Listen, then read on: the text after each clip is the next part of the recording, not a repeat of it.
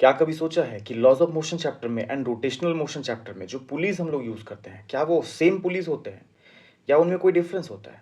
क्या दोनों ही चैप्टर में पुलीज रोटेट करते हैं? इस सब के बारे में आज की वीडियो में हम लोग बात करने वाले हैं।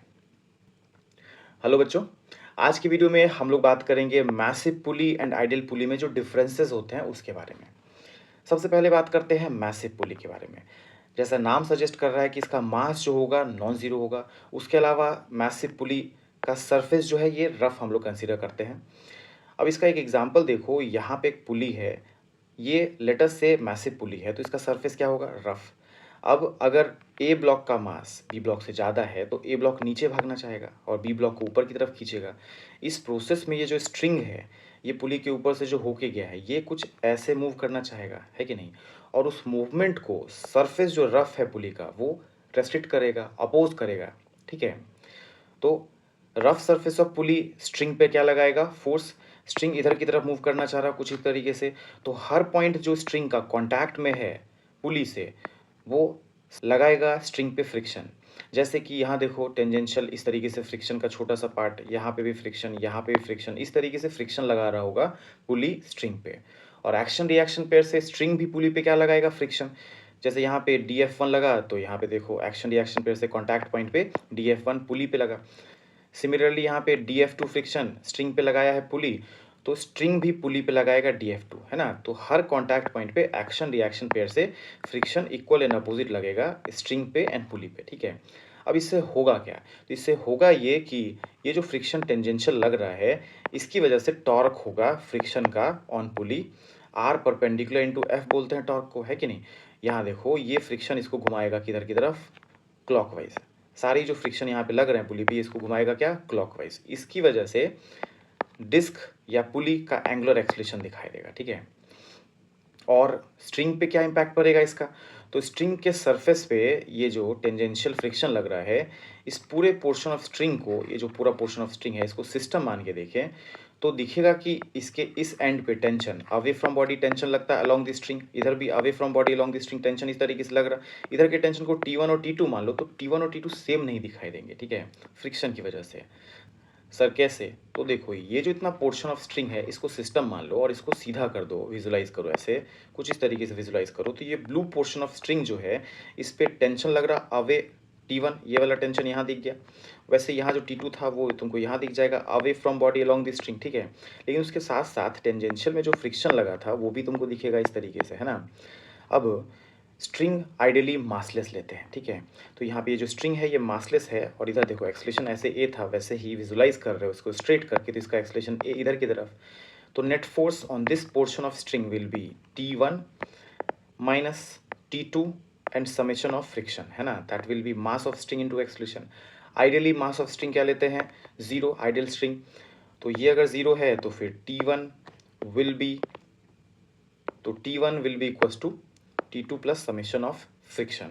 तो इस तरीके से T1 T2 बराबर तो नहीं होगा। ठीक है, तो मैसिव पुली में ये सारे फर्क होंगे। सरफेस रफ होने की वजह से पुली घूमेगा और टेंशन जो है पुली के ऊपर से होके जो सिंगल स्ट्रिंग ये है, इधर और इधर में टेंशन का फर्क होगा। ठीक है, ये दो बातें होंगी मैसिव पुली में।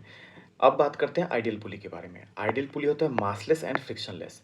अब अगर फ्रिक्शन नहीं है सरफेस पे पुली के, तो टेंशन, ये जो स्ट्रिंग ऊपर से गया है, इसमें दोनों तरफ टेंशन क्या होगा? बराबर होगा। थोड़ी देर पहले ये टर्म देखे थे इस तरीके से स्ट्रेट करके, तो ये समेशन ऑफ फ्रिक्शन अब जीरो है क्योंकि फ्रिक्शन है नहीं, तो T1 और T2 क्या हो जाएगा? बराबर हो जाएगा। पहली बात ये।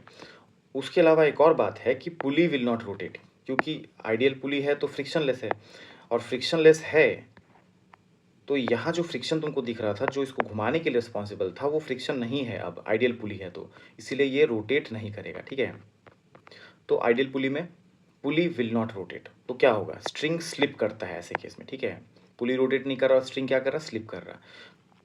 लॉज ऑफ मोशन चैप्टर जब हम लोग पढ़ते हैं उसमें आइडियल पुली की बात करते हैं, है ना? उस समय तक रोटेशन पढ़े नहीं रहते हैं, तो आइडियल पुली की बात करते हैं, रोटेशन की बात नहीं करते हैं। तो वहाँ टेंशन इधर और इधर क्या होगा? स्ट्रिंग में बराबर। And laws of motion chapter में जो हम लोग पढ़े हैं, पुली विल नॉट रोटेट, तो क्या होगा? स्ट्रिंग स्लिप करता है ऐसे केस में। ठीक है, पुली रोटेट नहीं कर रहा, स्ट्रिंग क्या कर रहा? स्लिप कर रहा। एडिशनली एक और बात देख सकते हैं कि एक्चुअल सेटअप में ये स्ट्रिंग तो पुली के ऊपर है ना, और पुली के ऊपर है तो देखो स्ट्रिंग के ऊपर फ्रिक्शन लगा है, पुली लगाया, तो एक्शन रिएक्शन पेयर से पुली पे फ्रिक्शन लगाया है कौन, स्ट्रिंग। अब इसको अगर इसके ऊपर रखे हो, इतने दूर के स्ट्रिंग को यहाँ रख दिए हो और सिस्टम मान रहे हो, तो फिर ये फ्रिक्शन और ये फ्रिक्शन कैंसिल होगा, ठीक है। ये फ्रिक्शन और ये फ्रिक्शन भी क्या होगा, कैंसिल होगा। तो उसका इफेक्ट तुमको डायरेक्ट नहीं दिखेगा, इक्वेशंस में जो है वो नहीं दिखेगा, ठीक है, फ्रिक्शन। तो ऐसे में होगा क्या, तो होगा ये कि इतना दूर के पोर्शन ऑफ स्ट्रिंग को विथ पुली अगर सिस्टम मान रहे हो तो फ्रिक्शन फ्रिक्शन तो कैंसिल हो गया, यहाँ टेंशन दिखाई देगा, यहाँ पे मास ऑफ पुली की वजह से mg, एंड यहाँ पे कील जो लगा है उसकी वजह से हिंज फोर्स, ठीक है। ये सारे फोर्सेज होंगे और टॉर्क का इक्वेशन हम लोग लिखेंगे हिंज के बाद, तो चारों फोर्सेस का जो है टॉर्क का sum will be I H into alpha, ये लिख पाओगे। अब रेफरेंस से जो भी फोर्सेस पास करते हैं, जैसे यहाँ पे हिंज है रेफरेंस, जिसके बाद टॉर्क हम लोग फाइंड कर रहे हैं, रेफरेंस से जो भी फोर्सेस पास करते हैं उस सबका टॉर्क क्या होता है, जीरो। तो हिंज फोर्स का टॉर्क एंड mg जो पुली का वजन है उसका टॉर्क क्या हो जाएगा, जीरो अबाउट हिंज। कोई रोटेशनल इफेक्ट नहीं होगा इस दोनों का। एक्सिस पे अगर कोई फोर्स लगाते हो तो कोई रोटेशनल इफेक्ट नहीं होता है। दरवाजे के एक्सिस पे फोर्स लगाओ तो दरवाजा नहीं घूमता है ना, तो वैसे ही ये दोनों फोर्सेस का रोटेशनल इफेक्ट क्या होगा, जीरो। अब देखो T1 जो है R परपेंडिकुलर इंटू T1, ये घुमाना चाह रहा है क्लॉकवाइज, क्लॉकवाइज को पॉजिटिव लिए तो T1 into R will be the torque of T1 force.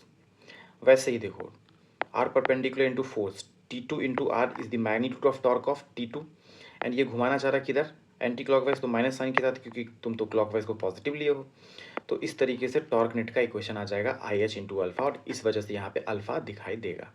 वही आइडियल पुली में क्या होता है, आइडियल पुली में होता है कि ये और ये टेंशन क्या होता है, सेम होता है आइडियल पुली में, तो अल्फा कुछ नहीं होता, अल्फा जीरो दिखता है। बोलो बात आ रही क्या समझ में? बाकी बातें नेक्स्ट वीडियो में देखते हैं।